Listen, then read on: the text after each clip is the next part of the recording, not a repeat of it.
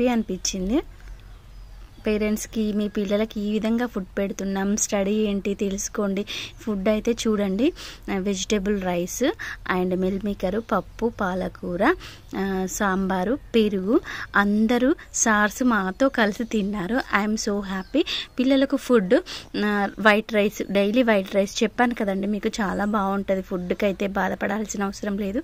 మన దగ్గర చదువుకోవాలని ఇంట్రెస్ట్ ఉండాలి. టీచర్స్ కూడా చాలా బాగా చెప్తారు.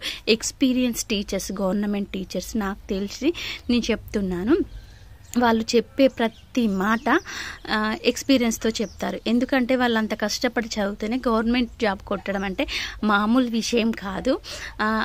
వాళ్ళు ఎన్నో కష్టాలు పడి ఆ జాబ్ కొట్టి మనకు కొన్ని విషయాలు చెప్తూ ఉంటారు. అందులో మనం అర్థం చేసుకోవాలి. ప్రతి ఒక్కరూ అర్థం చేసుకొని అన్నం విలువ కూడా వాళ్ళకి తెలిసి ఉంటే ఫుడ్ మొత్తం కంప్లీట్ చేసి తింటారు.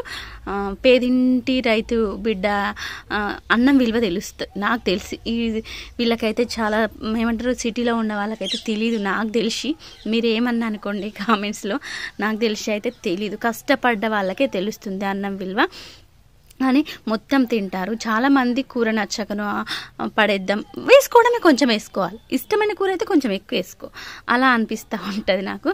పిల్లలు కూడా వడ్డన చేశారు, చాలా బాగా అనిపించింది. ఫుడ్ విషయంలో బాధపడాల్సిన అవసరం అస్సలే లేదు. చాలా బాగా పెడతారు. మన ఇంట్లో అంత బాగా మన పిల్లలకు మనం పెడతామో లేదో మనకు తెలీదు.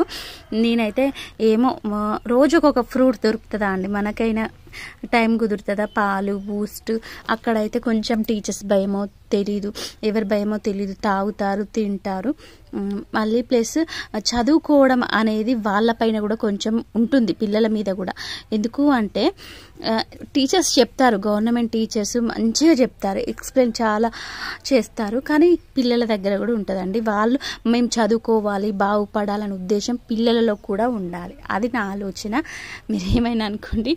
ఓకే అండి, మా చోటు కూడా తినేస్తుండు, నేను కూడా తినేసాము. మీకు ఎలా అనిపించింది ఏంటి? ఫుడ్ అయితే చాలా బాగుంది. ఇంతటితో అయితే నా వీడియో అయిపోయింది. మేమైతే బయలుదేరాము. మా హనీ దగ్గర అయితే 5 వరకు ఉన్నామండి.